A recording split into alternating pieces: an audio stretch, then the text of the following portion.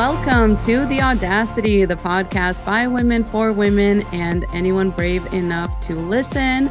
Welcome one, welcome all. We have a great show for you today. For our tea time, we have pregnancy robots, the DC Takeover, and Medicare cuts, which, a mixed bag there, but we'll get into it. And for our main segment, we're going to be talking about baby propaganda in all of its different and insidious shapes and forms. Of course, there are overt forms of it as well, and we'll go over that too. And then we have the long-awaited Hidden Figures film review for our special segment. So please stay tuned. But before we get to that, we have a special shout out for our TVIP member. Welcome, Kiddest. Woo! Welcome. Hey, and as you guys know, we have our Patreon. It's actually pretty popping in there. So when you join our Patreon and you become a TVIP member, you get things like early access to all of our episodes. You get the exclusive Crumpets, which is like a 15-20 minute segment that we do, where we just shoot the crap in there, and it's really unfiltered. It's actually really hilarious, and our VIP members love our Crumpets. We also do priority mailbag. So if you send us a mailbag and you're a VIP member, you get first on the priorities. So join us and see what our Patreon's all about. I would also like to add in there that the other day, I literally made a playlist for somebody in our VIP chat because they were asking for non-male-centered music and stuff like that. So the perks really go beyond even what is listed. We really like to take care of our VIP members. So if you want those kinds of special perks, they are there. So you just got to ask.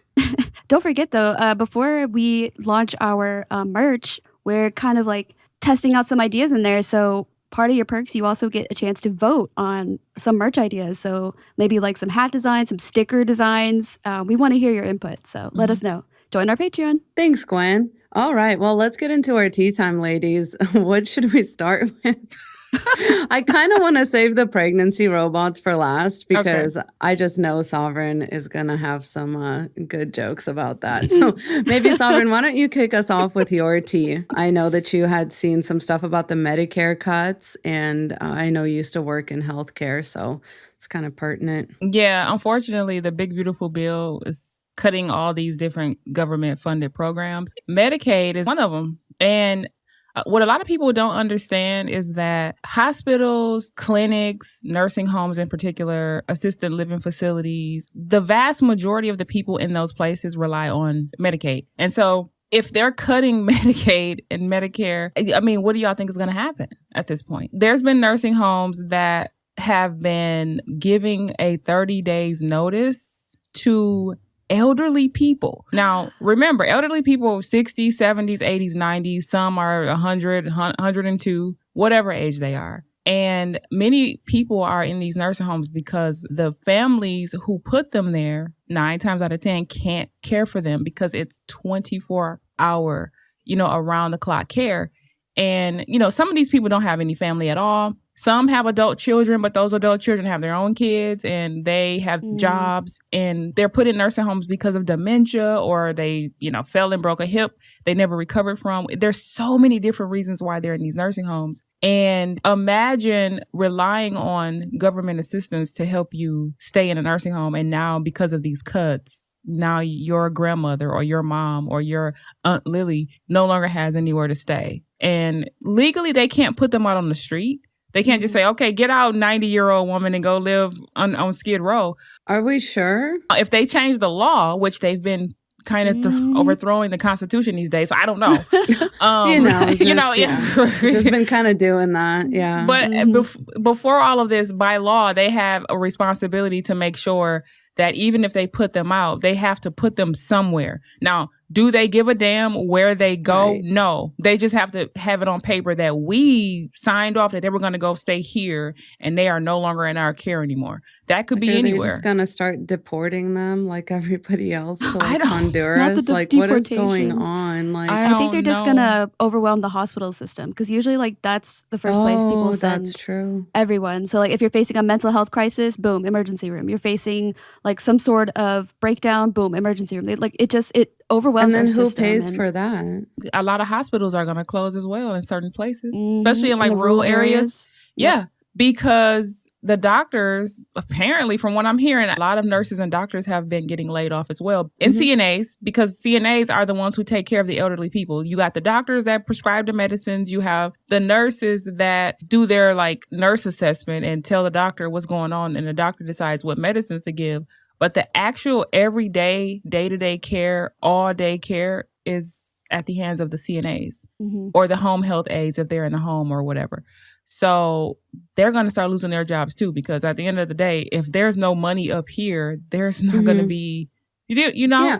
Yeah, when they go to do the like medical billing, if there's nobody to bill, then there's literally that's it. There's the door. Yeah. And it's so scary and so sad because like people don't realize you're just going to be watching elderly people like begging in the street. Yeah. Just very heartbreaking. It breaks my heart just seeing them like working at Walmart as a greeter or in Costco. Because like I look at them and it's like, shouldn't you just be enjoying retirement? And shouldn't you just be with your family? And it's like having to clock in. It's like because they can't afford to retire. And it like I look at that and I see my future almost because it's like, what are we even working towards? Because it's like we don't really get pensions anymore. And our retirement is not even secure. And if you watched our last episode, you know that they're coming for the 401k plans. So it's like, we're just working to support, Elon Musk baby mama number 9 or the next, oil war in the Gulf or the Middle East. It makes me question the entire, system that we have here. And I know I'm not the only one. The craziest part about the system is it's working exactly the way it's been intended to work. A lot of people say the system is broken. No, it's not. It's actually not. This is exactly the way that they wanted it. That's the craziest part. This is it. Yeah, they only ever give people livable conditions when people revolt or when they like have to. If they could get away with less, they always would. Like, absolutely. If they could pay less minimum wage, they would. If the age of adulthood could be lower, they would lower it like they're trying to right now. If like the age at which you could marry off a child could be lower, they would do it. Like, and they're always trying, right? I mean, that was in the news in these past couple of weeks. Like, oh yeah, I saw that. In some states, it's already like 16, if I'm not mistaken. It's so disgusting. So like, this is what we get for letting men run the world. I'm not even joking. Did you have anything else to add about that? Yeah, I was gonna say this is gonna fall on the adult children of these parents because they're not gonna have anywhere else to go. And in some states, if I'm not mistaken, there's something called the familial law, if I'm saying that correctly, where you are by law obligated to take in your mom and dad or auntie, whoever these people are in the nursing homes to you. And good luck with that. They require round the clock care that most people can't afford. So are you going to quit your job and get your lights turned off? How is that going to work? Yeah, and also where are they going to stay? Because a lot of us can't afford homes, like us in the Gen Z millennial tier. Somebody joked, I saw a clip of this, a woman talking about this, and she said the men are going to have to give up their man cave. And yes, I saw that too. Y'all going to have to make little Junior and little Lily scoot over in the room and make room for grandma. All right, Gwen, what's your tea this week? Well, I was going to talk about the DC takeover with our federal troops that are just hanging out over there. Trump allegedly sent the National Guard over there because it was to control like the unrest over there or like to lower the crime rates because apparently they had like the super high crime rate, which when I was looking at this article, preliminary data shows violent crime overall is down 26% so far in 2025 compared to the same point in 2024. According to MPD data, robbery is down 28%. And that was before they sent the troops in. So like it doesn't seem like it's a founded reason to send our federal forces over there because they're sending the National Guard. And not only are they the governor pushing back against this, more red states are sending their own National Guard to come in and help. So they're sending more over there to just like, I don't know, sit on their hands, I guess. Because like, as far as like what the media has shown me, I haven't seen much, I guess, unrest. But maybe if you live in DC and you're watching this, like, could you comment below like what you've seen? Yeah, let us know what is going on. Because when I was first talking about Trump getting elected, I drew this parallel between him and Yeltsin, who was the president of the USSR when like the USSR started falling apart. And he basically sabotaged the White House and like compromised the White House or like their parliament house or whatever in order to put the country in like a national state of emergency and like to basically unhinge everything that has previously been hinged, but it's like they basically blew up the thing that they were sitting inside of in order to say that like, oh, there's dangers, there's attacks. Like this is a very common tactic of like dictatorial governments. Putin did this too. He blew up a bunch of apartment buildings when he first started his term in order to justify like a military presence and like a very strong sort of like crackdown on terrorism and to start the war in Chechnya and all of that kind of stuff. So Wow. this is like a very common tactic. And yeah, it's basically to say that wherever the government is under siege. And then you basically put it under siege yourself. Yeah. And then actually, you're like, ta-da. the article confirms this too. I'm reading from this BBC article and we'll link it down below for y'all. Agents from several federal law enforcement agencies have spent the week patrolling Washington's most populous and touristed areas alongside the National Guard troops. Many in Washington, D.C. where 92% of residents voted for Vice President Kamala Harris in the 2024 election have expressed frustration with Trump's enforcement policy. Residents have taken to filming federal officers as they patrol, and over the weekend, the frustration expanded into peaceful protests against the administration. Yeah, that's why he wanted the troops there, because 92% of the people there voted for Kamala, which means he is in enemy territory where he's at. So he literally views people that did not vote for him as enemies. And he wants to use military force on y'all. Poking like, the bear crazy. on this too, because it's like, if you know it's like a liberal city or like a liberal area, of course they're not going to want you there. So like, I think it's provoking something to, I think, ignite.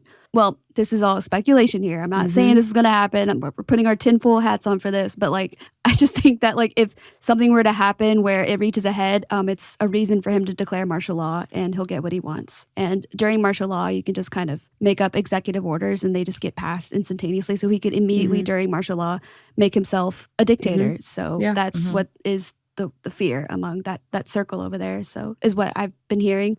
Yeah.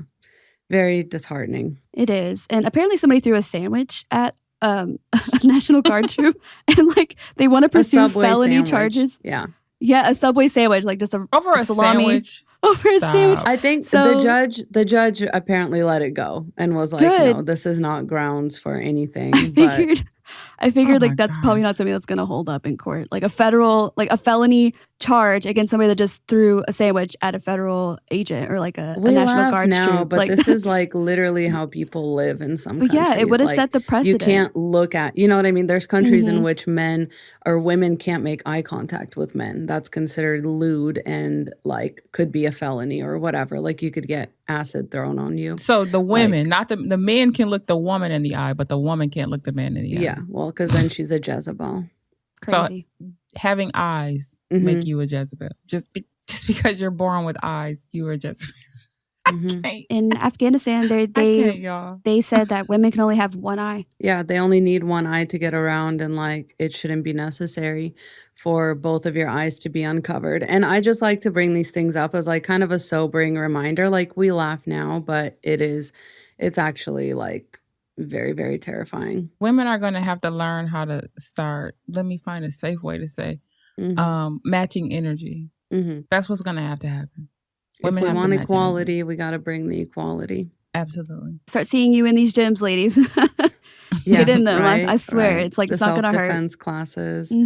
Okay, well, let's talk about the sort of, I want to say lighthearted tea time segment, but I'm sure it isn't. We have apparently China has pregnancy robots now that they are expecting by next year to be able to give birth to a live baby from conception to delivery. Woo. Did a man impregnate the robot the traditional way, or like how did they? Stop. No. Stop. No, I want to know. This is a legitimate question. I'm like, how did? No, like How it did is. it It is a legitimate question. Is it Yeah, going to that's be a an legitimate actual question. I human don't baby? think so. Well, it would probably be like an actual human baby, but like I don't think that it would work that way. I think what they would do is like they would implant the zygote I know. inside of like some sort of synthetic womb. Oh, well, then that's not robot. interesting to men. I don't think that they're going to go for that. Yeah, they're not going to care. And they're like, I don't get to do it. It's not, it's not fun. it's not fun It's for took all the me. fun. Fair out of it. point. But like for all the women there that like wanted to have a child and it wasn't possible for them, like that's great news for them. Mhm. Is it ever that serious? I don't want to sound insensitive, but is it ever that serious? I was No, trying to it's be not. optimistic, but And I'm glad that we're talking about this because this is Gwen. like part of like, that's kind of the pipeline of this pro-natalist propaganda is that you have to have a baby at any cost. Otherwise, like you're not going to be fulfilled or whatever. Like it's so crazy that people will probably use this for, like that kind of artificial thing. But I just also want to say that they're basing this off of the fact that premature lambs can survive in bio bags. But like, okay, that's one thing. That's one thing. Well, first of all, lambs. Second of all, premature, meaning they were already gestated almost to completion by a physical, you know what I mean? Like, so for them, it's just giving like Elon Musk's, like my rocket's going to go to space and they all just blow up midair. Like it's giving that. It's giving, I'm going to bore a bunch of tunnels underground and we're all going to use that instead of like a subway. We're just going to put all the cars underground. Like it's giving stupid. So just because something can survive prematurely, it wasn't formed in a bio bag. That is going to take so much more. Like a baby literally has to have access to a mother's brain cells, heart cells. You guys are where are you going to harvest those organs from? Well, okay, let me not give them any ideas. Exactly. Oh my God. Please don't. Oh my God. Oh my God. See, let me ask y'all this. If this happens, because what date was it? It's supposed to be sometime next year. That next year, robot is going to give birth to a alleged human. Okay, that's a whole nother topic. That wouldn't be human. I don't know what that would be. Right. But could you imagine growing up if like you were the child that was born by a robot? Like all the slurs you get called and all the things you'd be oh my God, they wouldn't survive. Picked on for. Like they wouldn't survive. Be like your mom's they wouldn't a clinker. survive physically, emotionally, mentally, spiritually. Clinker. They just wouldn't survive, in my opinion. That's my favorite AI. Let me ask y'all this. If this goes through, do you think that would cause women more harm or will we be in the clear? Because on one hand, I'll be like, oh, if y'all can get robots to give birth and save women's lives, by all means, I personally don't give two fucks. But then at the same time, there's deranged men out there who will be like, well, we don't need these bitches anymore, so let's just get rid of them. Like, which one do y'all think is more likely to happen? Because one of those two things will happen. Or maybe both. I don't know. Will we be safer and they would just leave us alone, or would we be in more danger? I feel like sometimes with these things, it sort of luxurifies the real thing. Yeah. So it would be like a luxury to have a baby maybe with like a real woman. Okay. And also at the same time, it's kind of like, yeah, you don't need these bitches or whatever, but it's like, how much would that robot cost? And like, how much, you know what I mean? Like, I think that was 100,000 yuan. To be honest, I don't think that's gonna matter because we're in a world where a lot of men just want women gone or they want to see us harmed. So it wouldn't surprise me if they just gave men these robots at some point, if that makes sense. Like it'll like just a be government mandate. Yeah, because it's like they're against us. They're against Honestly, women. I don't want to live in that world. Oh, they I don't can either. take me out. Yeah, they I can agree. take me out. If I could snap my fingers like Thanos, I wouldn't actually ever get rid of all the men. I think the worst punishment for men would be to get rid of all the women. Yes. Mm-hmm. So if they want to speed up that process, like that's your worst punishment. The worst thing most men can imagine is going to prison for that reason. So you tell me, like, okay, get rid of the women. Like, I would love to see that, actually. There's no worse fate for men than to be left alone with a bunch of robot women and then babies. Because here's my other question. Does the robot woman know how to take care of the baby after it's born? Of course not. Right. So then by that matter, it's like most men wouldn't want that because then she pops out the baby. Then what do you do with it? It's his. Then it's his. And he's going to have to assume responsibility for it. And then he's going to go out and find a woman like live men do with real babies now. Like as soon as they get a divorce or something, they go find them another surrogate mommy for their kids. Yeah, so I'm afraid we can't even look forward to that, to us just not being here. Like, no, there's always going to be that pick me aspect to a lot of women where they're just going to be happy to be picked. That's fine by me. I mean, look, like I said before, somebody got to do the job. Let the pick-me's do it. Just leave the rest of us alone. I mean, they're just collateral damage. If they choose to put themselves in that situation, then that's on them. I personally don't have any empathy to extend. But if this doesn't prove to women that men have womb envy, I don't know what else will. Yeah. Like so this is true. the proof that y'all need, that men wish that they had the ability to either give birth or that they. So if they can't take if they can't have the power themselves, they're either going to take it and try to control it, or they'll destroy it. So that's where this jealousy is coming from. 100%. And it also should tell you, ladies, that men will do anything but treat us as equal human beings. Like, we've been saying, like, you know, a lot of women want families. A lot of women want children. Like, we talked about that study last week where a lot of women were like, I would like to have a kid, but if it doesn't work out, I'm not going to be that upset because the conditions that would be required for it to work out are not conditions I'm willing to deal with. But here are the conditions under which I would have a kid. And men are like, fuck you, bitch. Blah, blah, blah. We're not like, okay. You know what I mean? They'll do anything but act like a normal, contributing, like, human being to the human being that they created. Oh my God. All we're saying is just be a decent person, and they just can't do it. They can't do it. And I wonder, is it just not in them to be decent, or are they choosing this? At this point, they're facing extinction, and they still don't want to play ball. I don't know which one it is at this point. I really don't. Like, are you incapable? They don't even know. I don't think they know. Yeah. They don't. It's the blind leading the blind. Like, you listen to these, like, male podcasters or male bros giving advice to men, and it's always the wrong advice. It's always so wrong. Oh my and God. It's like, that's exactly like, because it reinforces, you know, their own beliefs too. And so all I see is just like the three blind mice, you know, like they just like try to lead each other, and then they're just going to like walk each other off a cliff. And the reasoning is always circular. Yeah. It's always circular. Like walking in they would rather listen to circles. another blind mouse than a mouse that can see. So it's just, I just let them. Like, it's one of those things where, you know, if we thought the birth rate was so low, because originally people speculate that the birth rate is as low as it is because of, you know, economic reasons. Like, you know, nobody can afford things anymore, which true, yes. But there are also countries where, you know, people are poorer than us and their birth rates are normal, or like they're where they should be for their to keep up with their labor force. But we don't have that. So even though like we're like a rich, you know, developed country, and it only goes to show like it's like a trend too, like in these developed countries, in these areas where we're high income countries, women have less and less children as we become more aware to the opportunity costs of having children, as we become more contributing members to society. When we work our jobs, when we get cars and we have a bank account and our own homes and our own land, we have less children. So like that's just like a trend, and that's only because men, I swear, like men are just the same everywhere. Like they don't want to be fathers as much as they just want to be a husband, or like not even a husband, but like as like a man, just to have a person to control, like as a wife or like a child. Like they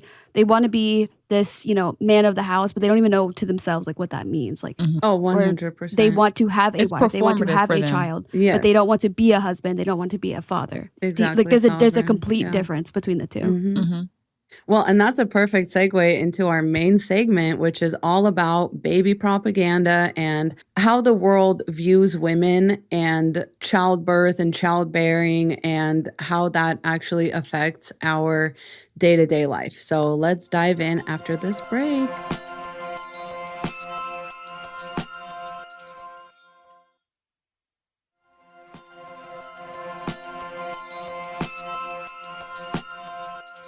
All right, and we're back. So let's talk about all things baby propaganda, the pronatalism, the biological clock, the myths of fulfillment, you know, the good motherly nurturing woman archetype. It just seems like having children is less of a choice and more of an expectation for women, which we see all across the world that we exist in. There's so much that is kind of just par for the course that we don't even really notice until we start to put the magnifying glass on these things. Like the Hallmark movie thing was kind of a revelation to me, you know, 5 or 7 years ago, where I was like, oh, it's like every single time, you know, a woman is happy and career oriented and has like a, you know, a big girl job somewhere in New York, she just happens to visit her family for Christmas, for the holiday, and meet some bum ass, you know, or whatever, some like farmer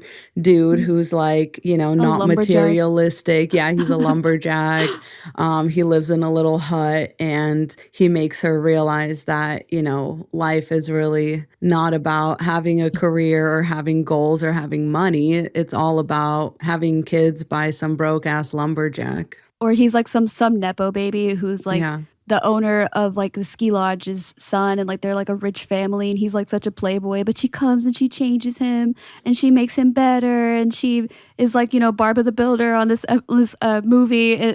It's so Oh my gross. God. And that's kind of the more subtle propaganda, because people are very comfortable, like just to your face, being super weird about, you know, child-free women. Like we definitely face disproportionate amounts of like scrutiny and questioning. Like when you say that you don't want a kid, and I know we've talked about that, so I won't spend too much time on that, but it's like that should be an opt-in thing, not an opt-out thing. Like that you should not just be looking at all women like they're all gonna have kids. You know what I mean? Like that's like your job, that's your duty as a woman. Just the same way that we don't look at all men as like, oh, you're gonna go into the military, right? You're gonna fight a war, you're gonna build a house, you're gonna like whatever. So true. And so, yeah, I just wanted to talk about some of the key pressure points that women face. Like, let's talk about the family, right? Like those will be your first and foremost ops as a child-free woman. Facts. Usually they will not, you know, so many grandparents, especially I find on the husband side, like your in-laws will be very, very upset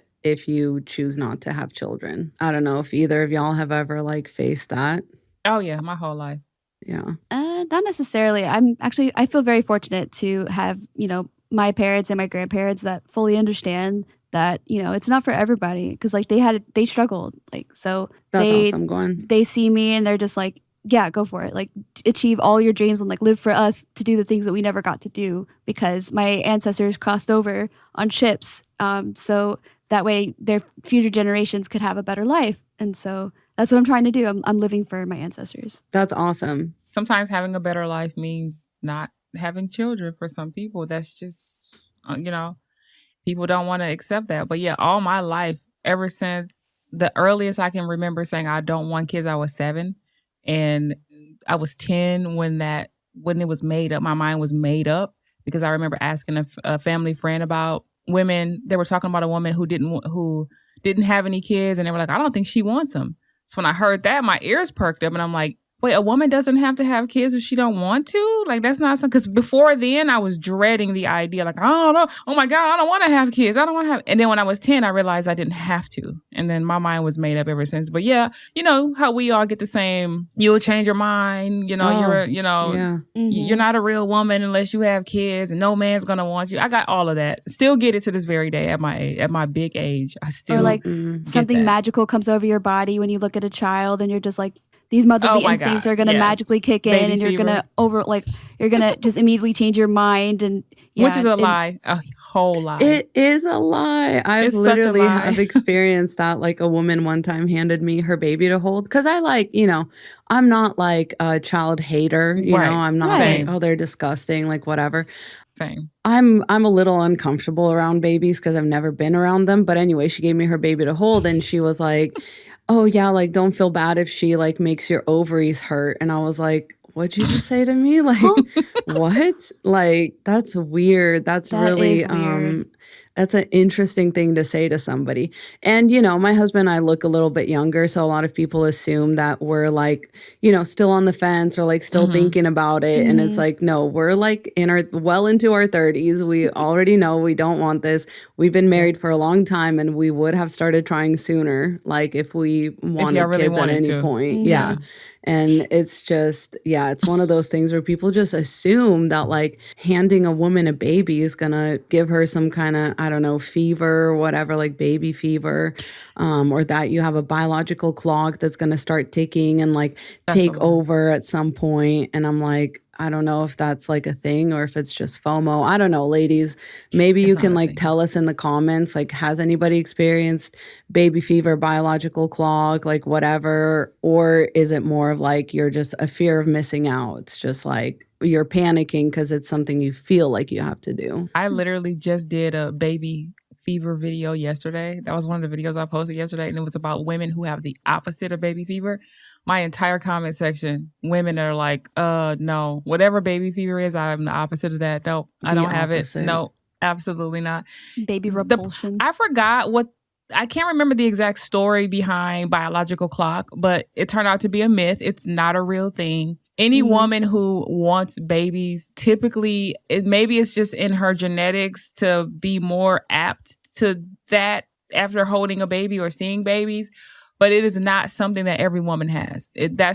Please understand, if you're watching this, the whole biological clock, baby fever thing is a myth. If you have that personally, that's fine. But we're here to tell you that not every woman, there are millions upon millions of women all around the world that are like, oh my God, get that thing away from me. Not every woman wants babies. Yeah, that's a big part of the propaganda. And when you said the woman is saying about the ovaries hurting, I wonder how much of that is because she was easily, pulled into that herself and she thought every other woman would be. Projection. Or, the projection of it. Or if it was, unfortunately, and I know every mother is not like this, okay? But there are some mothers who try to plant those seeds in your head because they want you to give up and sacrifice your life the same way that they did. Yeah, it's like join the club. Yeah, join the misery club. And I'm not saying every mother is miserable. I'm just saying that there's a lot of them out there that are, and they want you to be miserable too. So they say little stuff like that to try to get you to, fall for the, what I like to call fall for the okie doke. And, this is a situation where individually as a woman, you have to decide for yourself. Luckily, child-free creators like ourselves are speaking on this, and we're making it easier. We're trying to make this an easier world where it's okay to come out and say, I don't actually want this. Because back in the day, you could probably be, I don't know, stoned to death. I don't know what they did to women back in the burn at the stake for even speaking out about regret. Yeah. Which we'll get into motherhood regret too. Yeah, because that's a thing. Yes. Okay.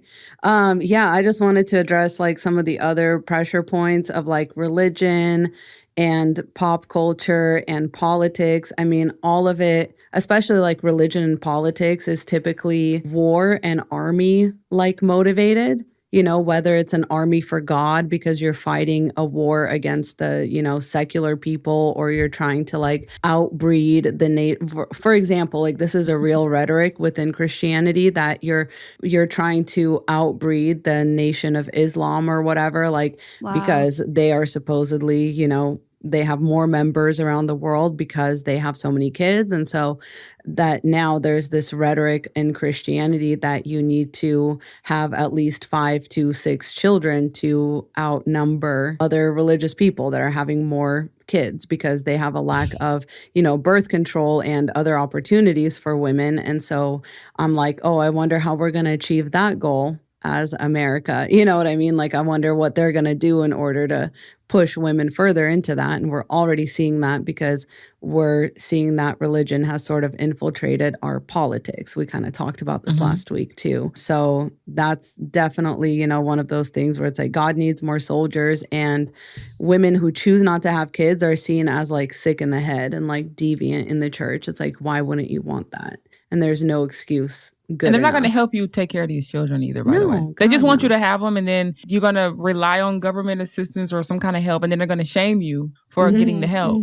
That's your future, ladies. So I'm just putting that out there. Yeah, or when your husband leaves you because you're no longer the fun, carefree woman he married, they're going to be like, well, you should have had more sex with him. Like, after you had the baby, why did you wait 6 weeks? Yeah, you waited yourself 6 go. weeks? Yeah. You were supposed to go against doctor's orders. What the hell is the matter with you? Do you even love him? Like, do you know that he needs that, like, air to breathe? Don't you know you have another hole? Stop. That's what they say. No, that's like a literal thing. That's a literal Technically thing. 2 other ones, but yeah. Yeah, but it's so gross.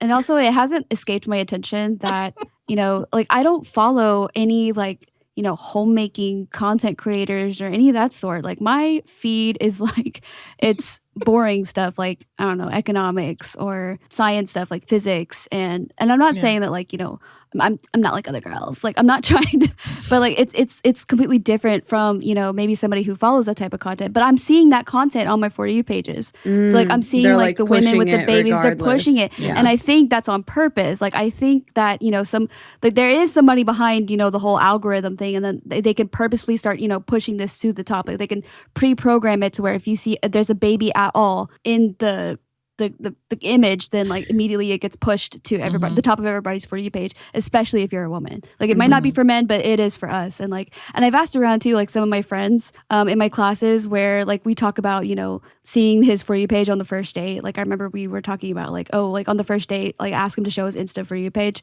And then when we got on that subject, I asked like, are y'all also seeing, lots of baby content on yours, like on your FYP too? And they're like, yes. So I know I'm not the only one. And if you're in the comments too, if you could tell me that way, like I know I'm not going crazy. I've actually noticed that they kind of time it. Speaking of period trackers, we meant to address that in our tea time. That Meta bought a bunch of fertility tracker information. And what's interesting about that is I have noticed that they will try to push the kid videos during what's supposed to be my fertile week. What? Oh my God. Wow, that's I'm insidious. not surprised. It's diabolical. Wow. It never works on me, but I'm just like, I just, I'm a pattern girly, so I pick up the pattern. Yeah, I'm like, oh, that's interesting. Like that I'm seeing this. I'm like, I usually don't see baby content, and then I usually will like forget about it by the next month because then I'm not seeing the baby content for the rest of the month, and then boom, it's like clockwork. So I'm like, I don't know what's going on because I've only ever used Apple to track my period, which is supposedly they don't give out your personal information, but I don't know, maybe they like have other ways of finding out. They follow what you search on Google a lot too. Yeah, I've noticed that. Yeah, that could be it. Yeah, and so like maybe what it is was that like I had to go to a friend's baby shower a while ago, and I was looking up, baby gifts for her, and so maybe that's why I'm seeing like and I can't get rid of it. It's like a virus or like an STD. It's just like it's there now. That's crazy that they just kind of ran with it. They were like, oh, she looked up a one baby thing, and I started looking up like the price of baby formula, or like seeing what was in Similac, or like what makes up baby formula during that one episode. That's also when I started noticing more and more on my FYP. They just will take any chance.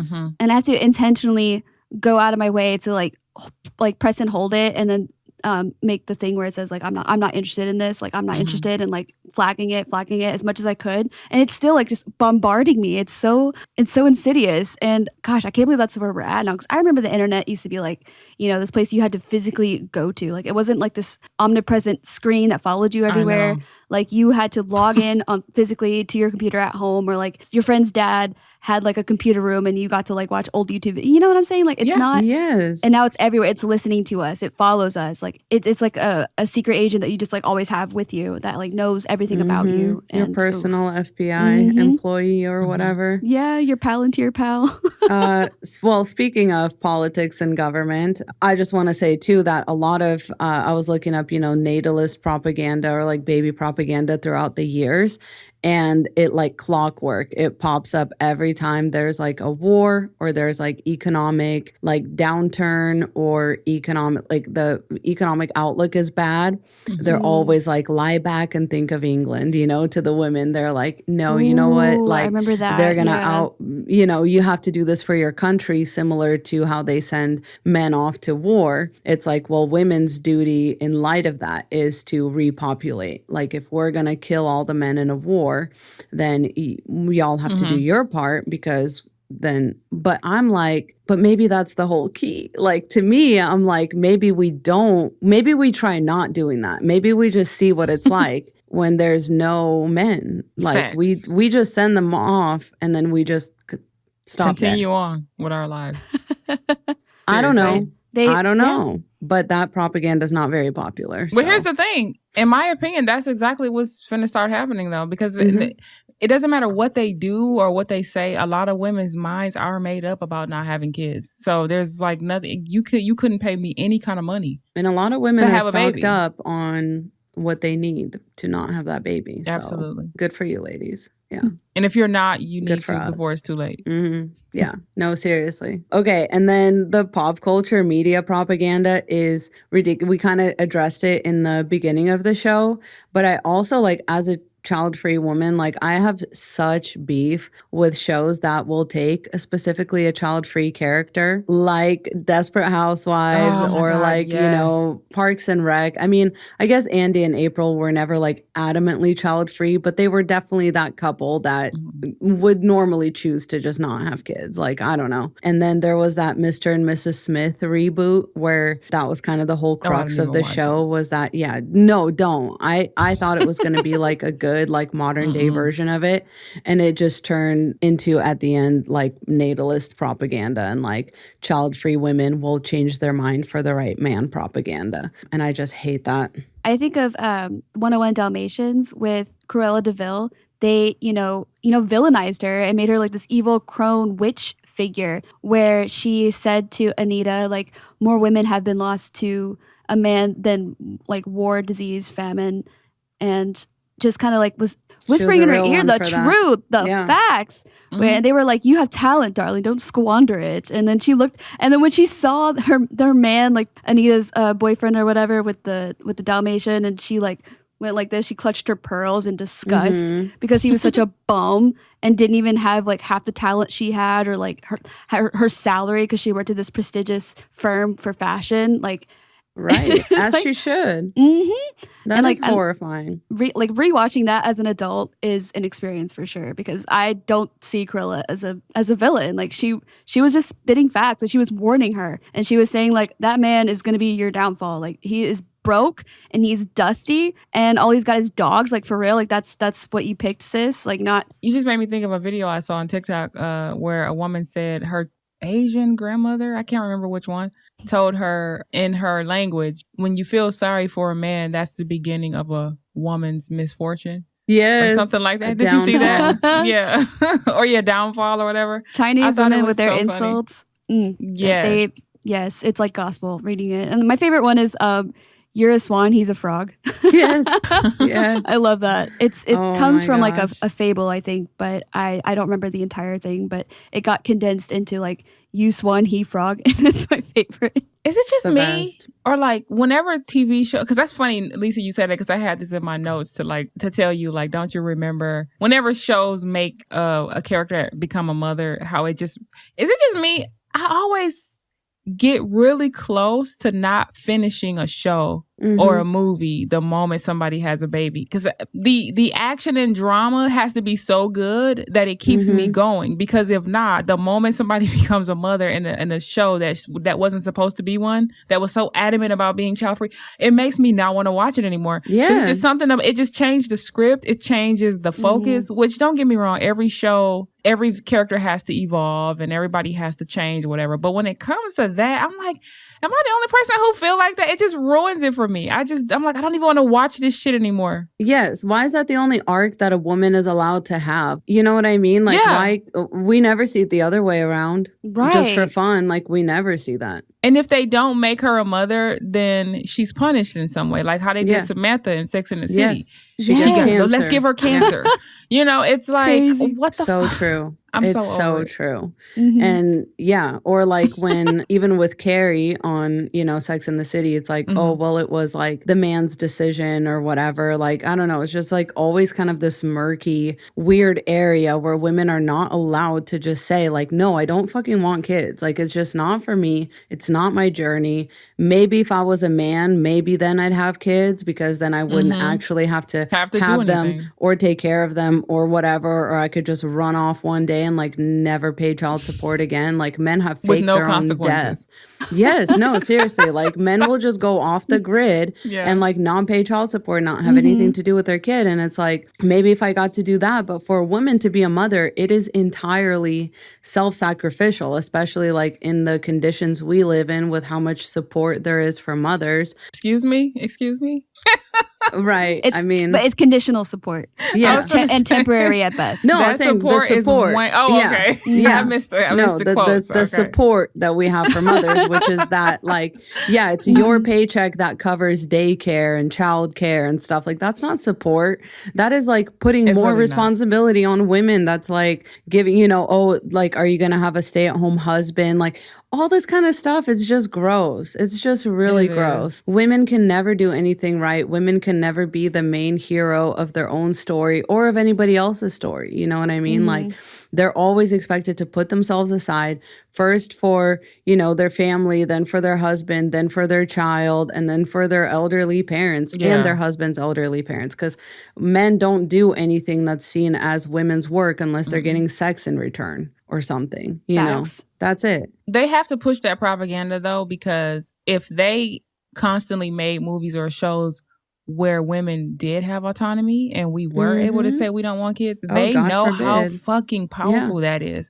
They know that more women and girls are more apt to be like, oh, wait, you mean to tell me I can have this fabulous life and I can travel and I can do this and I don't have to ruin my body and I don't have to, I'm going to go this route. That just makes more sense to me. And a lot more, there's always going to be women that fall for the propaganda, of course, but it wouldn't, I don't know if it'll be enough to sustain the population. And that's the problem. They want more women birthing than women that are not. But a lot, just like how we're all collectively waking up now, a lot of us, there's just like this collective consciousness that's happening all over the globe of women. Like, we're like, you know, I'm good. I don't even care if the human race goes extinct. So many, you know how many videos I've seen on TikTok in the last like 48 hours of women saying, I don't give two shits about the population. We would rather die. I'm so glad we're saying that. Yeah, we would rather die than I'm loving it.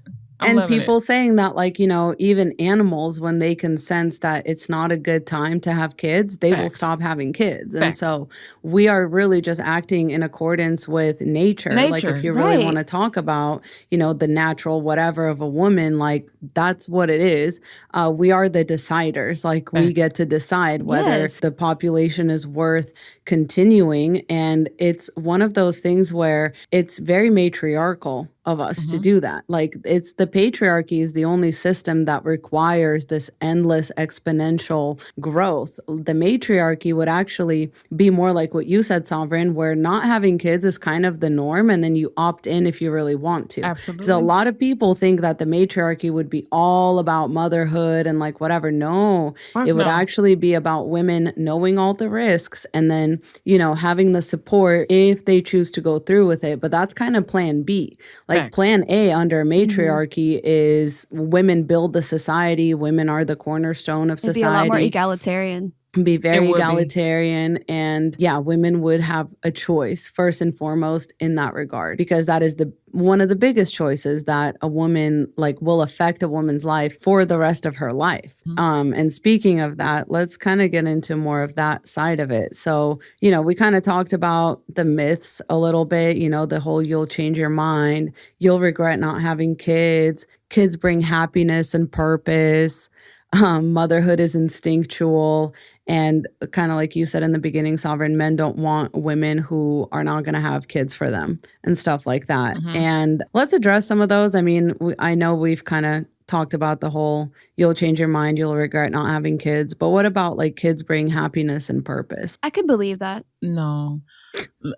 Sorry, Gwen. I mean, I'm not saying no to you, Gwen. I can believe that they believe that. I can believe that, you know, to them, that was something that brought them joy and them happiness. And they want to, you know, tell everybody the word about it. Like, yes, like I found my happiness. And, you know, if that was your happiness, like that is so great for you. But it's just, you know, it's the exception, not the rule. It's giving Stockholm syndrome. It's giving I had no choice but to make this my life's purpose, because we don't have like a village or anything like that in America. And now it is my life's purpose. But I did not grow up around women like that, for the record. Like my mom was a single mom who also had a career. You know, she had a village to help her take care of me. Like all of her friends were also like single and just had like one kid and still had a career and still would like travel and stuff. Like we were kind of an afterthought. And so to me, it's kind of like kids shouldn't be the purpose and fulfillment of your life, because that's a lot of fucking pressure for the kids. Like they're just people. I don't know. They should not be your life's fucking purpose. That's exhausting. Whenever I hear people say that, it's such a sad commentary on your life. And like, real. It's so sad. It's like I hear people say, and I think the sentiment is meant to be sweet, like a sweet sentiment. Yeah. When I hear parents say, oh, if it wasn't for my kids, I would have given up a long time ago, or my kids gave me purpose and meaning in life. And it's like the responsibility of that on a newborn is diabolical. Absolutely. Like you're putting that responsibility on a child. Yeah. Then 9 times out of 10, your child is going to disappoint you and grow up to be the opposite of what you thought, because people think their kids are an extension of them, and they're not. Your kids are their own person, and they're going to go their own way. So you're going to be disappointed. And then what? Your kids are going to grow up and go their own way. And then now what's the purpose of your life? Especially if your kids grow up to hate you, because that's been a thing, especially in this generation.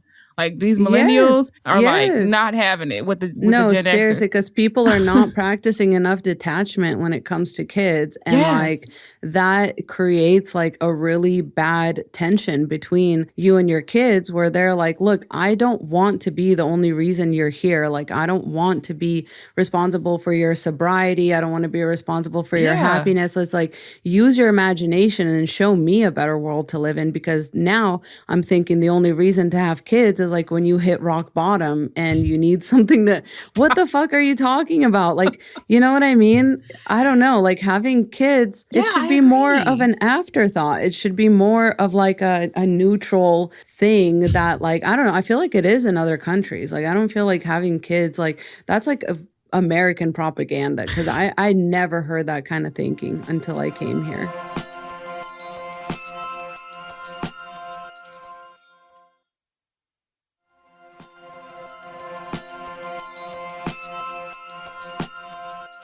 It's the same thing as, unfortunately, no offense to anybody out there, but a lot of people who find God is usually when they've hit rock bottom. Nobody ever finds God at the best times in their life. They find God when they've, lost their house and they don't have anything. That's so true. And like, it's seriously, it's like, I was down. I was selling my kids for drugs, and I was doing this and blah, blah, blah. And then somebody came to me. God came, and I'm telling you, you will never, in your life, you will never hear a story of a person finding God when they didn't hit rock bottom. Because you're more likely to seek out community, and there's no greater or larger community than inside of a church. So that's usually why. No, I get that. And I wonder how much religious fervor is actually just the fact that you finally, for the first time in your life, have your own community that you feel like you're a part of and you belong to. So it's like that. It's kind of the same with parenthood, I think. Yeah, because but it's a part of the trick. That's exactly what pastors use to trick you out of your money. They trick you to join the church. They know this is how they're able to thrive, is because they prey on vulnerable naive people. 100%. Absolutely. And it's very interesting that this happens with like kids as well. And it's just one of those things that I think about, and I'm like, it instead of criticizing the system, where, you're such a cog in the machine that by the time you're like in your late 20s or early 30s, you're like, I don't think I'm going to have any meaning in life unless I have a kid. Like, what am I going to do? Work this dead end job for the rest of my life? And like, never, you know what I mean? Like, kids are oftentimes the solution to that whole like working until you're dead pipeline. And you think it's better, but it actually further entrenches you in that pipeline. Now you'll never quit that job. Now you'll never, it's such a circular. My brain is the exact opposite of that. If I'm going through anything in life, the last thing that I want to do is bring kids into it. So I just know. Like, even right now in these times, I wake up every fucking day. Listen, this is my ritual. When I get up after I work third shift, but when I get up in the afternoon, I have this like gratitude list in my head. I'm grateful that I can wake up. I'm grateful that I have a roof over my head. I'm grateful. This is just something I've been doing for years, right? At the top of my fucking list, I am so glad I don't have kids. Like, I am so grateful. And I know a lot of people are going to hear that and think that I hate kids or we hate kids. No, we don't hate kids. This is not about the kids. This is not about the kids themselves. This is about the responsibility under this system. The responsibility of motherhood under this system is what I don't want. I can't imagine having children. They're trying to lower the age of consent to 14. I couldn't fucking imagine having a daughter that's 13 years old or 12 or 7. Absolutely. Like, no, I am so glad. No.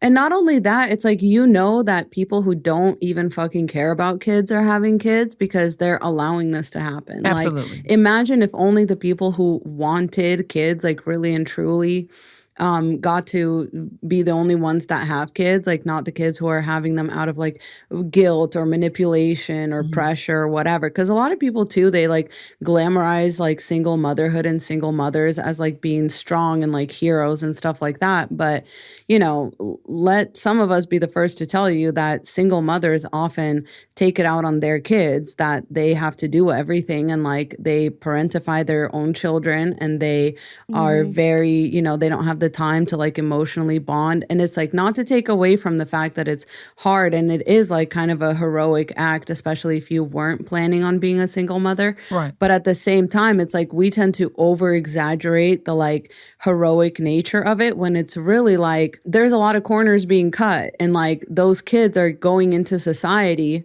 and like even within families, like well-meaning families, a lot of people have kids and then they're like, well, I didn't realize they just wouldn't like listen to me. I didn't realize they would have, their own ideas about how the world should work. I didn't realize they might have disabilities like ADD or ODD, or yes, that they would be gay, that they would not choose a lifestyle that I would choose. And now I actually hate them. And now I'm going to make their life a living hell because they're not, like you said, Sovereign, they're not an extension of me. And it's like, that is responsible for the society that we live in. The pressure of it means that so many people want to have kids and they don't even realize what having a kid is, because a lot of times you see highlight reels on people's social media and it's like, oh, look at the family's all cute and like dressed up and whatever. But like if you ask Ryan, for example, what taking family photos is like, it's not like that. It just looks really, he's shaking his head right now.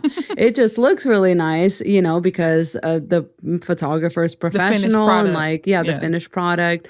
But in reality, it's like a lot of crying, a lot of whining, a lot of, getting ready in the morning, a lot of like, somebody spills a drink on them last minute, like all that stuff happens. And then we get to see is, the picture posted on Instagram. And it's like, oh, I want that, because the whole time you're picturing it like that the whole time. The kids are smiling, they're holding onto your leg, like whatever. And it's like, dude, kids are not like that most of the time. Like, it's 90% of like really hard work that you have to be really committed to, and very few people find like actual genuine joy in it. And they are the ones that should be having kids, and they will be the first. We've talked about this too, but they'll be the first to be like, don't you dare have kids if you don't want to, because it's really hard. And like, good for you for staying child free. Like they'll be the first to be like, good for you if you're child free. Do y'all ever hear that child free people should be the ones having children because of how much thought that we put into that we put into not wanting kids? It's like, but you guys are the very people. I've been hearing that for so many years, and I understand where they're coming from. Propaganda. I'm not falling. No. But I do get where they're coming from, because the most people that have kids did it without thinking. And that's why we're in the situation that we're in. I just think we should normalize that less. I agree. But here's the thing. If you really put real thought into it, like most child-free women have, you wouldn't have them. So it's kind of a catch-22. It's like, you kind of know what kind of world we live in. And it's like, what's the point, right? Because we already see that. But when I think of the highlight reels that people post on social media, I think it's just maybe human nature to just post that stuff, because those good days, they're very few and far in between, as far as the good days and the bad days. Yeah. So it's like they're stuck in that decision. So let's just try to focus on the good stuff and, try to convince myself that I made the right choice, which leads me to I have a series on my channel where I talk about regretful parents, because there are so many. There are so many. They're all over TikTok. Can we roll that clip? Yeah. Yes. Okay, this is a crash out post. I'm currently crashing out. Sorry in advance. Women, do not get married and have kids unless you plan on and are capable of becoming a single mom. Because 9 times out of 10, 8 times out of 10, I don't know, statistically high, that's probably what's going to happen to you. Now, I love being a mom. I really do. And in fact, I quite enjoy most of the time being a single mom. This shit is not fair. The world is not set up for single moms. You will struggle. I don't care what job you have. I don't care how much you get paid. Especially in this economy right now, okay? The world is not set up for single mothers. It will be fucking hard. It will test you in ways that you didn't know that you could even be tested. You will have to fight for those kids, most likely. You will have to fight for those kids. You will have to wake up every morning and question, just real talk, if motherhood is really something that you want anymore, because these men make it so hard. They make it so hard to be a mom. They take away all of the tender moments of motherhood that you could have had, but you were stuck in survival mode. So you didn't even really get to enjoy it. You're just fucking surviving, trying to raise these kids, trying to do the best you can. And you get $250 a month. What the fuck? That is pennies. That is the gas money it is taking me to drop them off at their father's house and pick them back up. $250 a month. And my ex is a nurse. $250 a month. I don't know if we need much more than that, but this is like a really good representation of, this is definitely the more extreme end of it, but there are whole accounts. And like Sovereign was saying, like she has whole playlists of just regretful parents that were not told about the reality of it. And we really need to pay more attention to how this like actually affects people's lives, but especially women's lives. Because the reason I wanted to, play this video in particular is because it really has that uneven balance of like, the man is just off somewhere, sending you $250 a month. And that doesn't even cover like gas, diapers. Right. And that's if he is paying child support. That's if he doesn't like quit his job and like work under the table somewhere so that they can't garnish his wages. Yep. She was also saying like a lot of stuff that they kind of like take away from your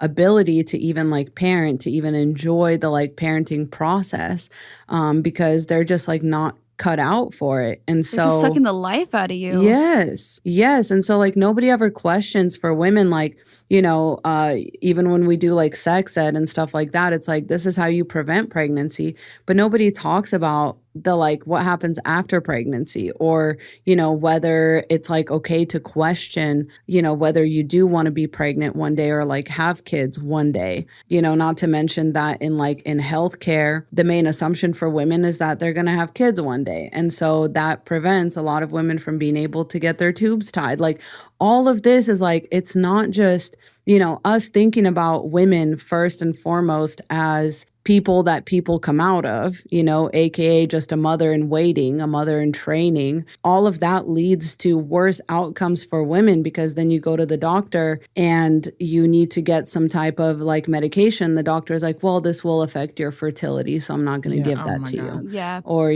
I'm sure, Gwen, you have plenty of horror stories about that. So many. Because pregnancy is actually a life-threatening risk to you, right? And you live in Texas. So like that's just an everyday like concern. And at the doctors that I've had, they don't even like asking me these questions, and they don't even, because like they know what it's doing, and they're usually very reluctant, but they legally have to go through this process, otherwise their license gets revoked. So there's that we have to contend with. So even if the doctors are on our side, they're not on our side, because for legal reasons, they're worried about their ability to practice, and they'll put that over you any day of the week, especially if they're a man, like, or a male doctor. Yes, 100%. Women are triangulated so much in the workplace because of this too, because the mothers are seen as like unprofessional and unreliable because we don't have any kind of societal help for them. But then that falls on the shoulders of like the child-free or childless women in that workforce, or like women with grown children,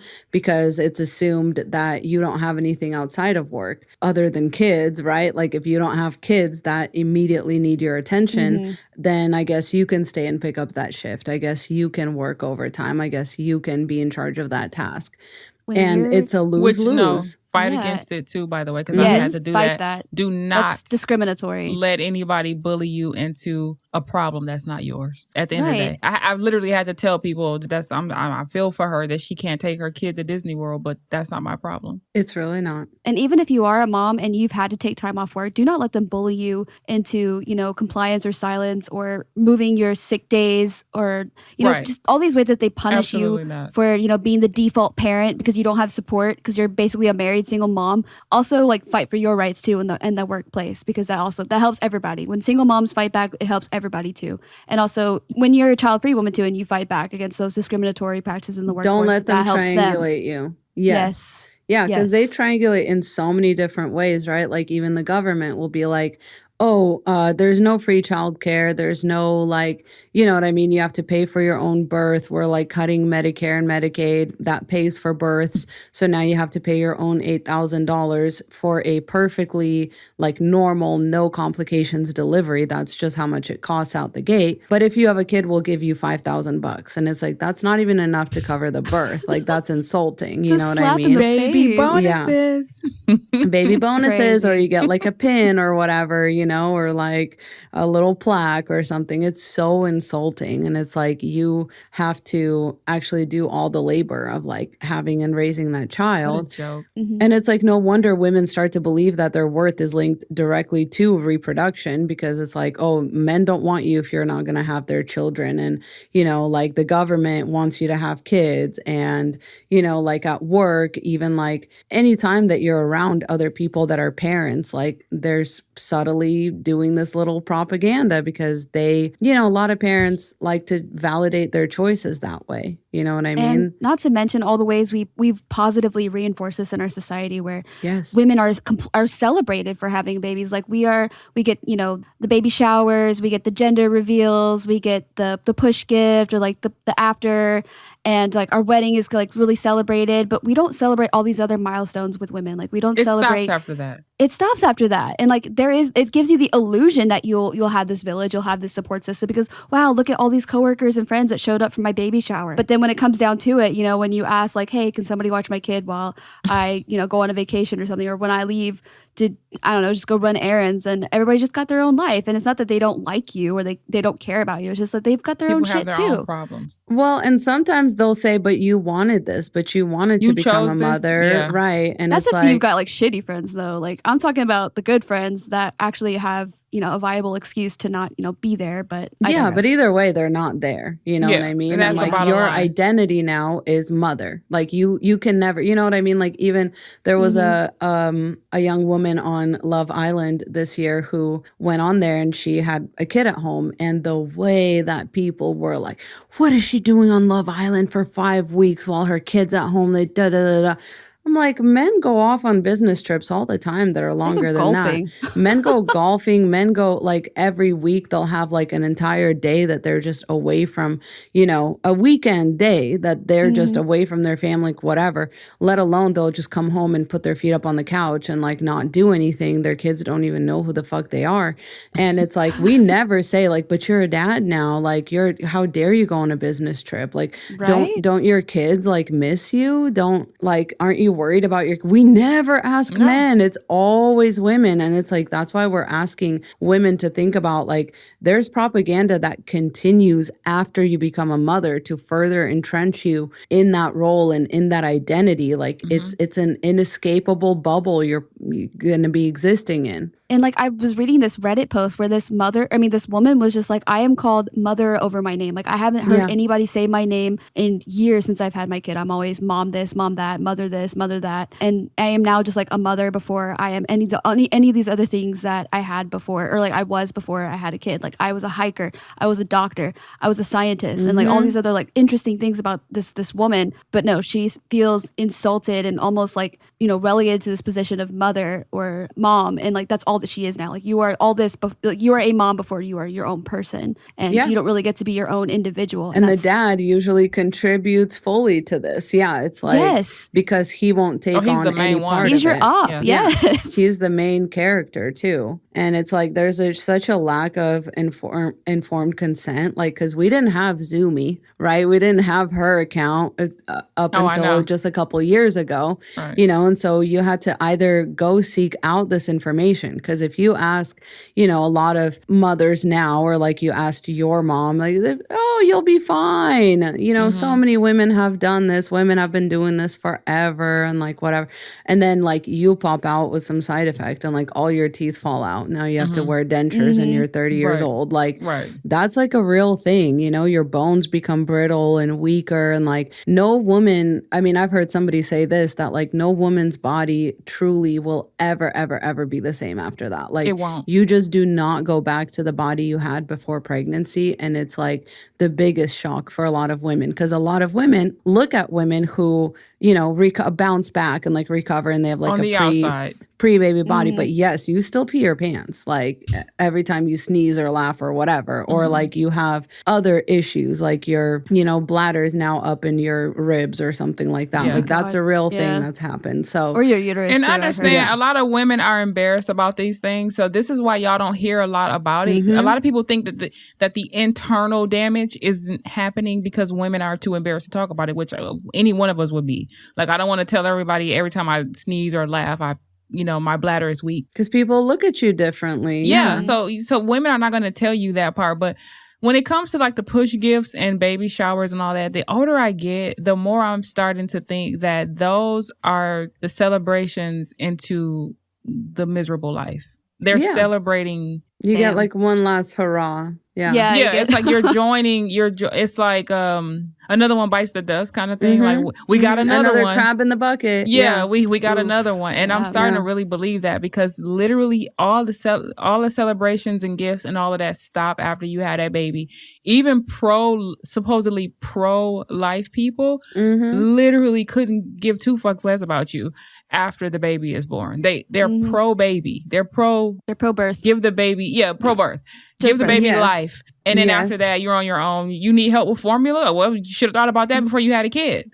Oh, you need help, but you need a babysitter? You should have thought about that before you had a kid. Like, nobody gives a fuck about you after that. No, and it's like, and even in Texas, there's no exception for rape or incest either. So even if you're a child, if you're like 13 or 14 years old, you're not even old enough to buy your own alcohol, cigarettes, none of that. No. But if you're pregnant, well, guess what? Like, you're SOL, and it's like, it's your own fault. It's your own problem. And you're old enough now magically to be a mother. Yeah.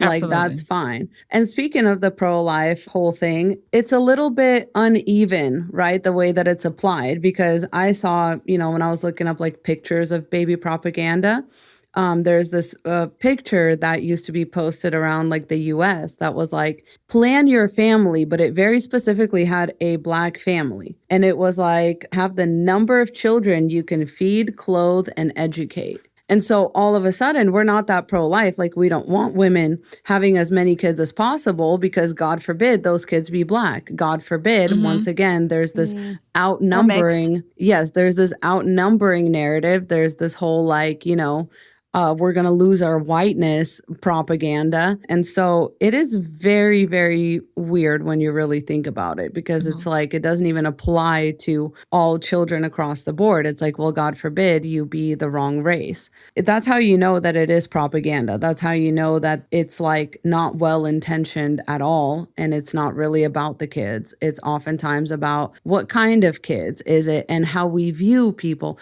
you know, like a Black family with lots of kids, or a Black single mom with lots of kids, versus that same situation, but it's a white family. You know, like the white family gets a TV show called 19 and Counting. Like, you know, John and Kate plus 8, but we never see that on the other side of it. And so... Didn't he get busted for being a... Yes. Actually. Literal pedophile. Yes.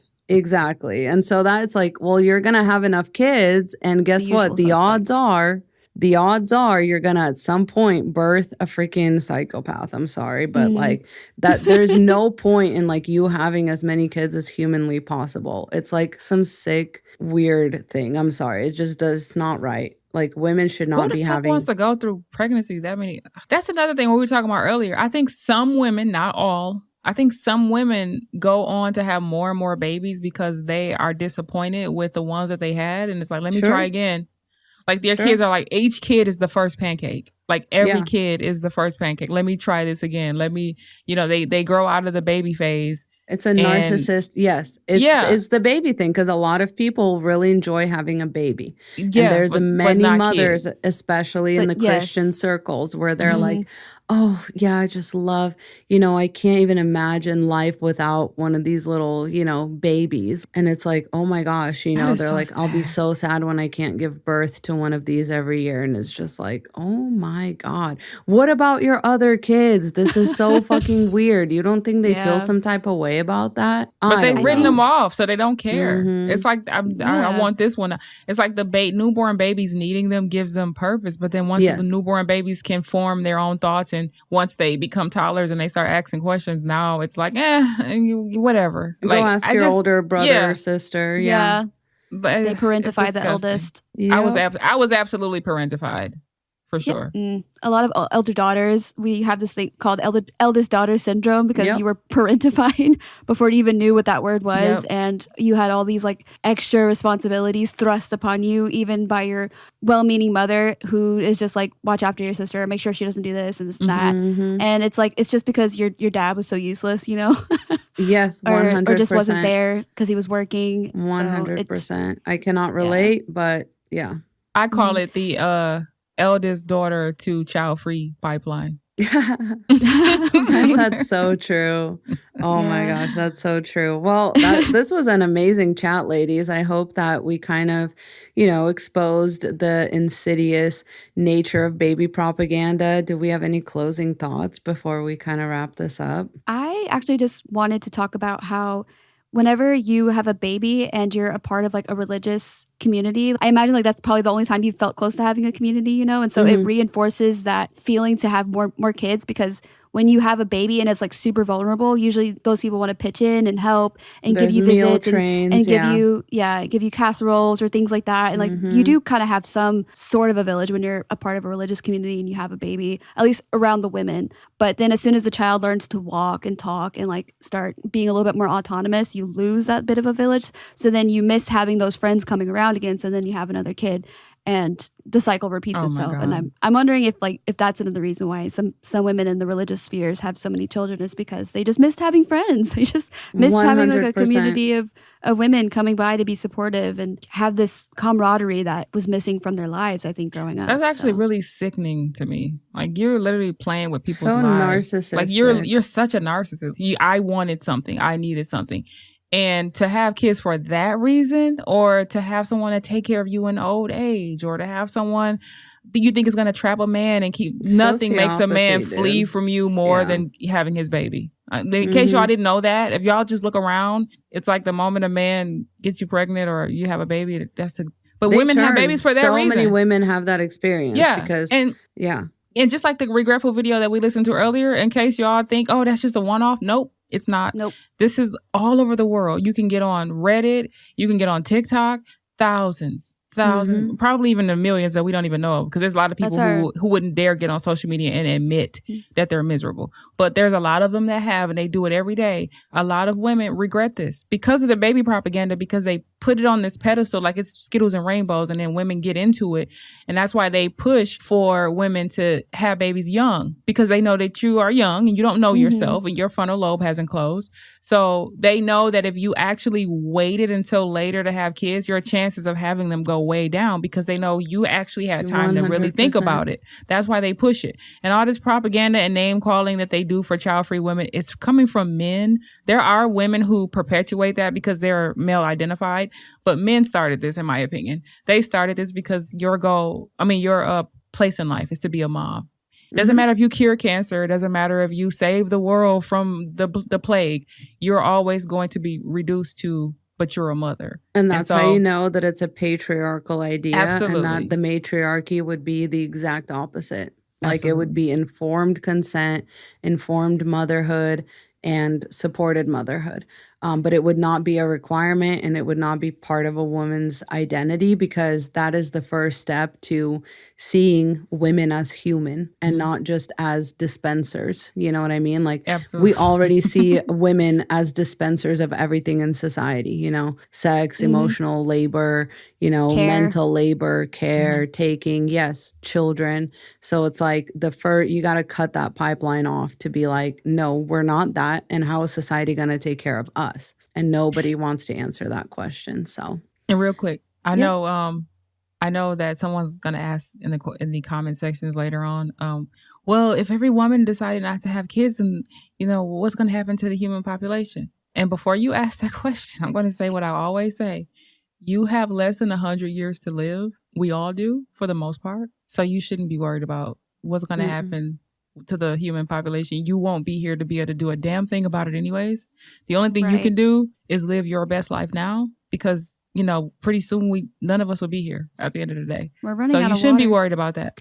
I just want to put that out there, because I know somebody's going to get in the comment section and be like, by your logic, and you know, the human race is going to go extinct. It should. Y'all should. I've said this many times.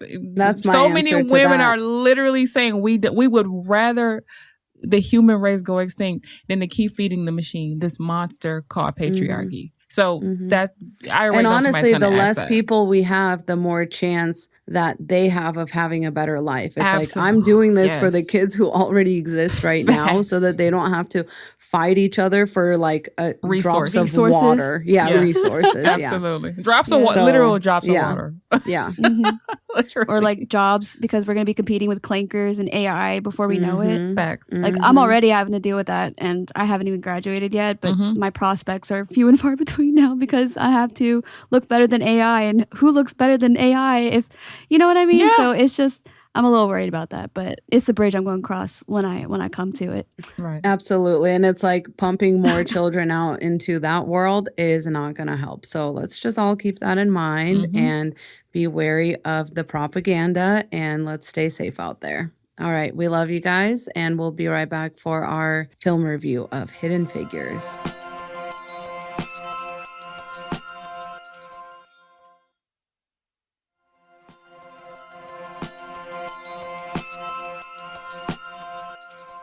All right, and welcome back to our special segment. This week, it is going to be a film review. And in case you didn't know or weren't aware, we switch up the special segment from week to week. And most weeks, it's a mailbag segment. And so if you have a question for us, or like a situation that you'd like some outside perspective on or insight on, please feel free to email us, send it into mailbag@sirensound.co. It's not .com, it's .co. And it might be one of the ones that we choose to read on air. I think we keep up with it pretty well. So make sure that you reach out if you have a question or a situation you want some perspective on. But this week, y'all get to enjoy our film review of Hidden Figures. So Hidden Figures was a winner among our 3 choices for a film review. And if you're a member of our VIP or IT Spillers, you get to vote on our film that we get to review. So it's another thing to consider joining our Patreon.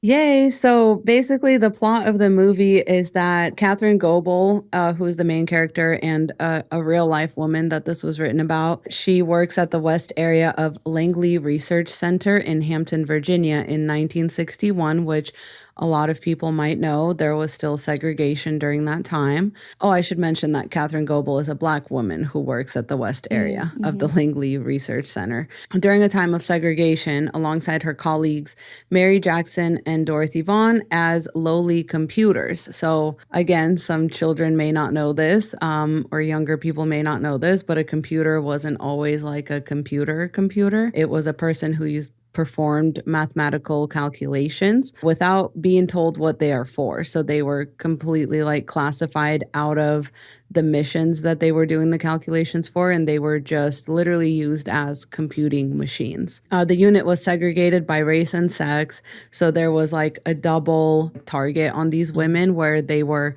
not allowed because they were women, but there was also extra stigma because they were Black. And so there was a white woman who was like one of their supervisors, and it was like a really big deal that by the end of the movie, one of the characters, Dorothy Vaughan, received a supervisory supervisor assignment because at the time they were like not really willing to put a Black woman in charge of other people. And she had to do a lot of work to even get there. She had to teach herself how to program like the IBM and basically make herself useful in some other way, because otherwise she was just going to lose her job to a computer, to a real like machine. This is kind of a long synopsis, so I won't read all of it. But basically, these women were part of the reason why one of the first space missions when we were in the space race against Russia, especially Catherine Goebel, was one of the biggest reasons that mission didn't end in disaster, because they actually did try to replace her with the computer calculations. The calculations were like not adding up, and like people just had a bad feeling about it. And so finally they just brought her in because she had proven herself to be so smart and like so able to do these calculations like better than the white men that were entrusted with them. And, you know, like you can see it from miles away that she was clearly, you know, smarter and better than a lot of them. And she had to fight for every step of the way to like be allowed into the classified meetings, to like know what the calculations are that she's doing so that they even don't to go to the like bathroom yes with dignity. God. Like yes. she had to walk, she said, well, in the movie, she had to walk like half a mile just to use the bathroom because there wasn't a colored women's bathroom in that building. And it was only one on the other side. And so in the movie, you got to see a scene of her running in the rain just to relieve herself. Like that's just so inhuman. And I'm glad that the movie talked about that. I don't know if that scene where she starts fighting back or like she starts like speaking up for herself. Speech, and she gives that speech. I wonder if that was like a real thing that happened, because the movie doesn't tell you, you know, what parts were dramatized and what parts were real. But I would have loved to have known, you know. We can read some of those. Yeah, I think the part where he knocked the sign down or something I know like that's that. fake. Yeah, they said they added that in. They added that in, and the main guy was actually like, they didn't get the rights to the actual guy. So he is kind of a combination of like 3 men that Catherine had to deal with. And so that's why he's kind of more of like a complex character. But really, it was probably a lot different in real life. And it was actually Mary Jackson, not Catherine Goebel, that had difficulty finding the bathroom. And I actually kind of love this part of the story, but in a 1953 incident she experienced while on temporary assignment, she was unaware that the bathrooms were segregated because they were not like explicitly labeled, because it was like mostly white people working there, so they never had to like make it explicit. But she used those bathrooms actually right there for years before anybody complained. And when they did complain, she just ignored it. No. Queen. Amazing. Queen. And Right. the issue was Love to dropped. see it. And so I'm like, what can they really do? Are they going to beat her up for using? How are they going to enforce it?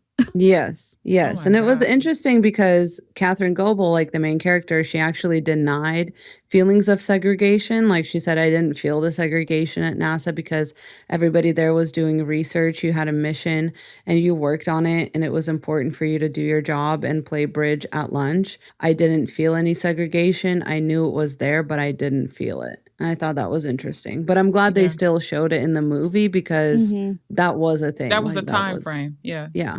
Yeah, and I'm sure a lot of people just had to kind of cognitive dissonance themselves away from it. Because it's like, you don't know what these folks say when they go back home. Like, you don't know. Like, maybe if people aren't even like overtly racist to your face, it's like, how are they voting? Like, how are they allowing this to exist? Right. Like, if they're not racist, they would be fighting against it. Like, I don't know. Right. It was interesting too, because when you think 1960s, you know, you think of those cars that were in the movie, and you think of going to space or like the race to space, and then you think of all those bright and shiny things of the 1960s, but rarely do you think about, you know, the segregation that they had at the time too, and the civil rights movement and all that happened at the same time. Because when they teach it to us in schools, it's always in black and white and like as if it's ancient, as if it was, you know, way, you know, back when, like the 1800s. I'm glad like it didn't show it like at work, you know, they don't have segregation, and then in their home lives they had segregation. There was segregation all throughout the movie, so you got to see it in different parts, like at work, at the school, and then at the courthouse, and then when they talked about the bus thing that happened. But yeah, I'm glad that they talked about that too. So Yeah, for sure. The like Yeah. white savior like trajectory Yes. too. I knew there was gonna a have little lots of bit- it was gonna be yeah. lots of those tropes too. And Yeah. I just wanted to like skip over that. And actually I just wanted to talk about my favorite part of that movie, which was when Dorothy Vaughan, when she finally got her position reevaluated and she brought all those women with her and she was teaching all those women to learn how to use the IBM machine, and she's like, either we're all going or None of us I'm are not going. going. Like none of us are going to go. And I'm glad that, you know, she's, because like instead of seeing the IBM computer as like a threat to, you know, their jobs, she was actually seeing an opportunity to pull all those women up the ladder with her, because she was learning how to program and she was learning how to work the IBM. I think I took a message from that movie, that part with Dorothy. I also wanted to know what you guys thought about how men were like represented in the movie. Like, any thoughts on that? Because I was like, dang, these are some really great men. Like, what? I wonder if it was like this. What are the historical inaccuracies there? Because I kind of doubt that, you know, their husbands were like, oh, yeah, like you're right. Here you go. Like, it's a pencil. Here's the pencil. Yeah. It took me out. I think that, you know, it would have been more likely that they would have been really threatened by those women, especially the black women making more than them, or like being smarter than them, or having these like prestigious jobs at NASA over whatever they were doing, which I'm glad the movie didn't really, it like kind of glanced over it. Because it wanted to be more about the women, which thank God.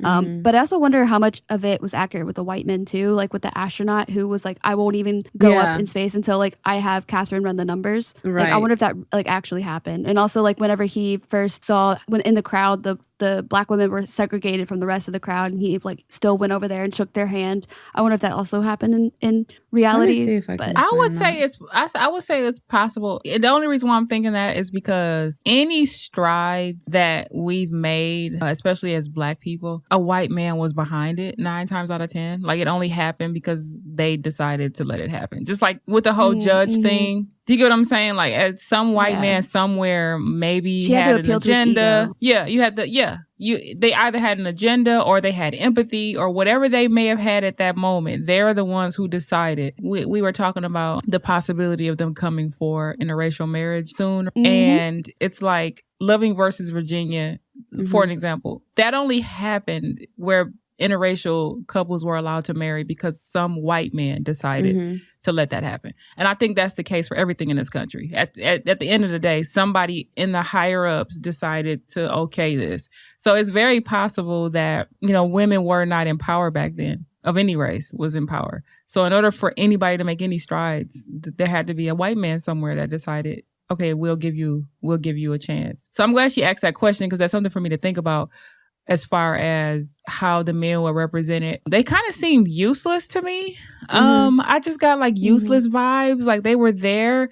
They probably did. During that time, women were forced to be in the home for the most part. So it was never a second thought. They never had to worry about, and this is just my own thought, I have no idea. They never had to think about women taking over, because they were living in a time where women really didn't have rights. So it's like, they didn't have anything to be threatened. Yeah, they had to have They didn't have anything to be permission. threatened for. Yeah. So we see what's happening now. How men are reacting. If women had rights back then, they would have been reacting the same way they are now, in my opinion.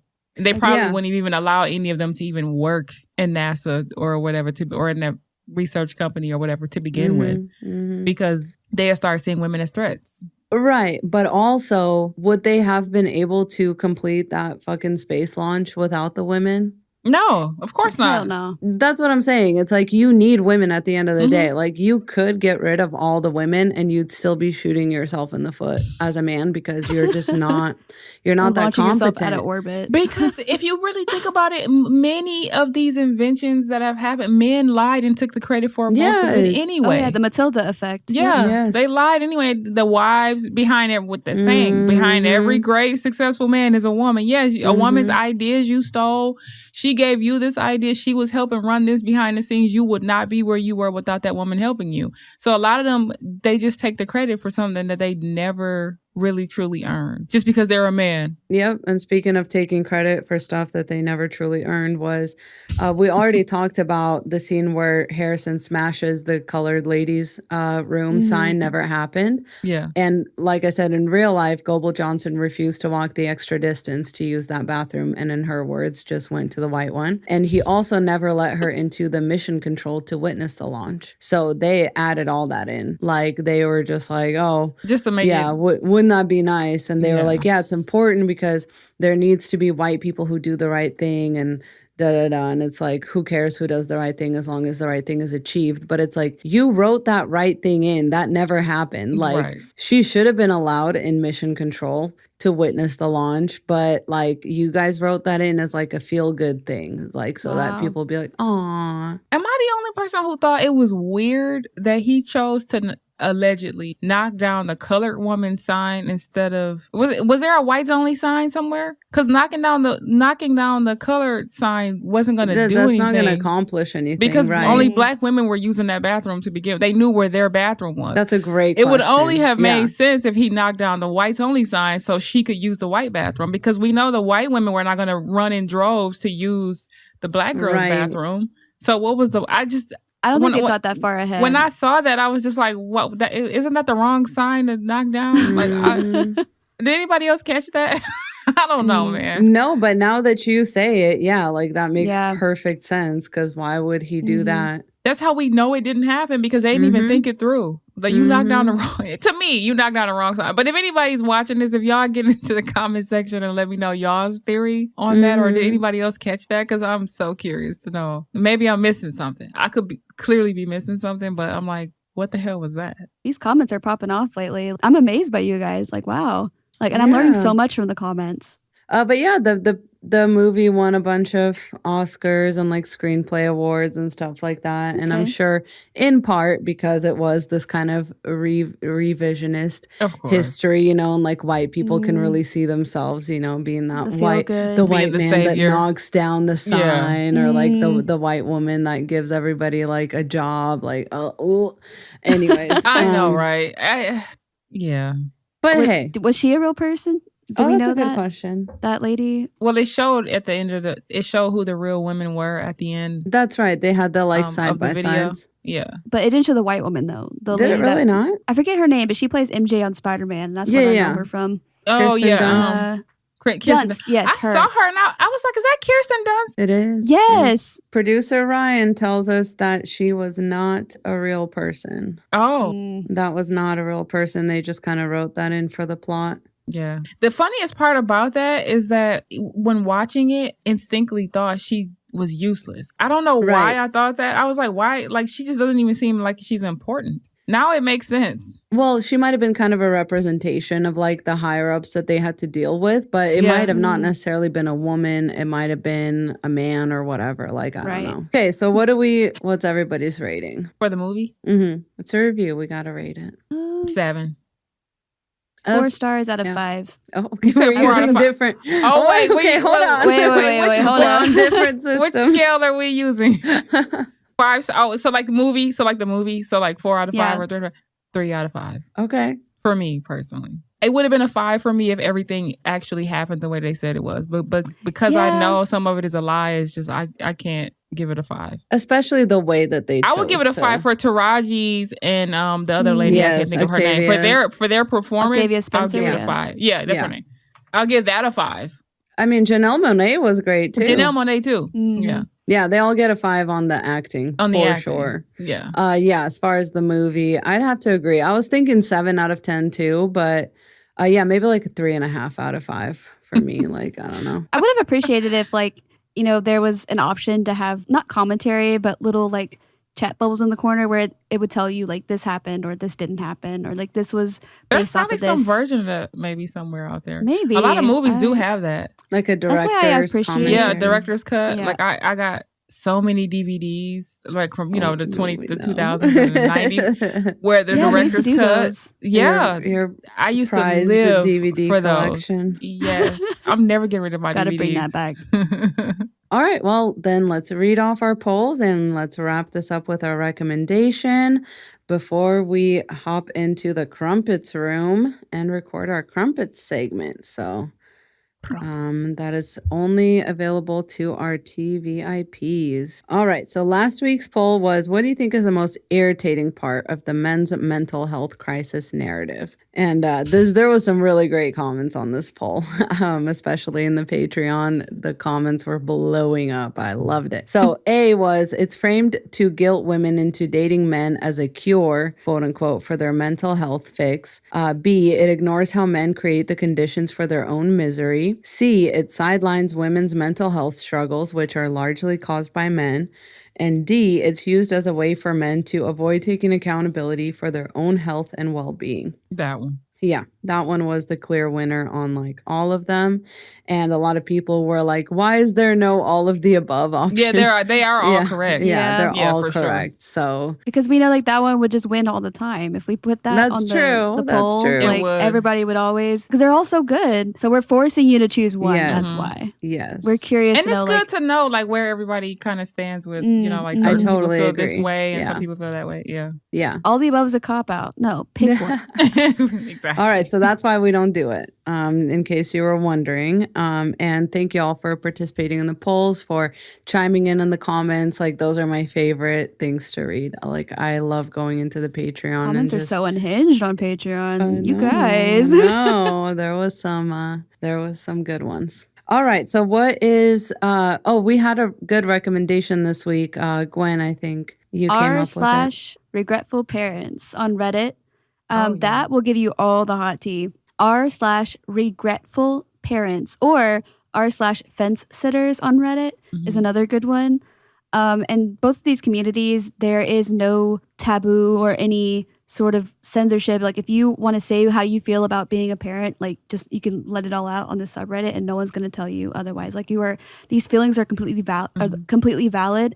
And also like people want to know, people want to hear these stories of like, you know, what's the worst part about being a parent or like, because these are things that nobody talks about. Sobering posts in those communities. Yeah. Yes. And there's also like a lot of shame attached to with women, especially when it comes to having these regretful feelings. So I'm glad that women have this like outlet to let go of some of these feelings, because keeping that all inside is what's causing us to have like autoimmune disorders. So I'm grateful for these subreddits, and definitely if y'all like, you know, reading personal stories on there, check out that Reddit. Yeah, there's a lady on TikTok that gets the story sent directly to her, and she just reads them off her computer. And I'll send it to Ryan so you can link it. Yeah, if you just type in regretful parents on TikTok in the search bar, she's most likely going to be the one of first 3 people to pop up, most likely. But yeah, so if you just prefer to listen, you can just put her videos on and just go to the next one, go to the next one, go to the next one, because yeah, she's really good. So thanks y'all for sticking around. If you're still here, we love you and we appreciate you. And write into the mailbag, follow us on social media, let us know what you think in the comments. We appreciate any and all engagement and participation. And we are off to record the crumpet segment, and maybe some of you will see it. I hope y'all have a great day. We'll see you next week. Bye. Bye.